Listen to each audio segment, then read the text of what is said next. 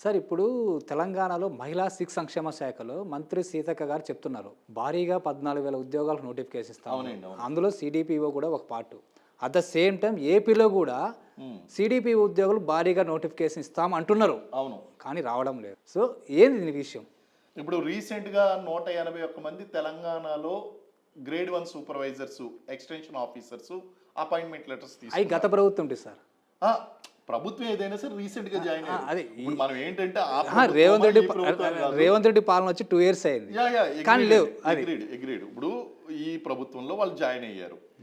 అయితే అక్కడ కొన్ని ఫ్యాక్ట్స్ ఏంటి అంటే, అక్కడ జాయిన్ అయినప్పుడు ఇంటరాక్ట్ అయినటువంటి డిపార్ట్మెంటల్ ఆఫీసర్స్ ఇచ్చినటువంటి సమాచారం ఏంటంటే, త్వరలో 80 సిడిపిఓలు తెలంగాణలో వస్తున్నాయని స్వయంగా డిపార్ట్మెంట్ వాళ్ళు ఇచ్చినటువంటి ఇన్ఫర్మేషన్ అండి. ఈఓ వేకెన్సీస్ కూడా సుమారు 100 వరకు మళ్ళీ పడచ్చు అని చెప్పారు. అంటే ఈఓ సిడిపిఓలు కలిపి దాదాపు 180-200 తెలంగాణలో ఉన్నాయి. అది గవర్నమెంట్ యొక్క బడ్జెటరీ ఫైనాన్షియల్ కండిషన్ బట్టి, ఫైనాన్షియల్ అప్రూవల్స్ని బట్టి అవి రిలీజ్ అవుతాయి. లేకపోతే ఆంధ్రప్రదేశ్లో ఉన్నటువంటి 243 సిడిపిఓ అండ్ గ్రేడ్ 1 సూపర్వైజర్లు, ఎక్స్టెన్షన్ ఆఫీసర్ల యొక్క కథ చాలా సుదీర్ఘమైనటువంటిది. ఈ కథ గత ప్రభుత్వంలో ప్రారంభమైంది, ప్రస్తుత ప్రభుత్వంలో కూడా కొనసాగుతుంది. కారణం ఏంటి అంటే, గత ప్రభుత్వం ఏమనుకుంది అంటే, ఈ వేకెన్సీస్ సాధ్యమైనంత త్వరగా రిక్రూట్ చేయాలి అనేటువంటి ఉద్దేశంతో ఏం చేశారు అంటే, ఏపీపీఎస్సిలో ఉండవలసినటువంటి ఆ రిక్రూట్మెంట్ విధానాన్ని మెడికల్ రిక్రూట్మెంట్కి మారుస్తూ జీవో రిలీజ్ చేశారు.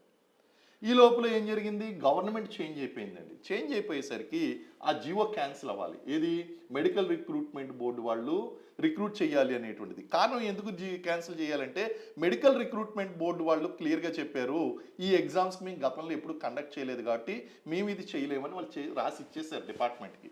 ఇప్పుడు ఆ జీవో క్యాన్సిల్ చేయాలి. జీవో క్యాన్సిల్ చేసి మళ్ళీ ఫ్రెష్గా ఈ ప్రెజెంట్ గవర్నమెంట్ ఏదైతే ఉందో, ప్రెజెంట్ గవర్నమెంట్ వాళ్ళు నోటిఫికేషన్ రిలీజ్ చేయాలి. ఆ క్యాన్సిల్ చేయడం, రిలీజ్ చేయడం మధ్యలో జర్నీ జరుగుతుందండి. కాబట్టి ఈ రోజు కాపైనా రేపైనా సరే ఆ 243 ఉద్యోగాలు 2026లో పాజిటివ్లీ వీఆర్ థింకింగ్ దట్ అవి రావాలి, వస్తాయి. అంటే అక్కడ ఏపీలో 243, ఇటు తెలంగాణలో 200 ఉమెన్ అండ్ చైల్డ్ వెల్ఫేర్ డిపార్ట్మెంట్లో వేకెన్సీస్ అనేటువంటివి ఉన్నాయి. అండ్ అభ్యర్థులు కూడా చాలామంది దీనికి సంబంధించి ప్రిపరేషన్ కూడా ప్రారంభించేశారు. కారణం ఏంటంటే, కొంతమంది 3 సంవత్సరాలు బట్టి ప్రిపేర్ అవుతున్నారు, కొంతమంది 2 సంవత్సరాలు బట్టి, కొంతమంది సంవత్సర కాలం బట్టి కూడా ప్రిపరేషన్ అనేటువంటి ప్రారంభించారండి. కాబట్టి ఈ వేకెన్సీస్ అనేటువంటి ఖచ్చితంగా వస్తాయి.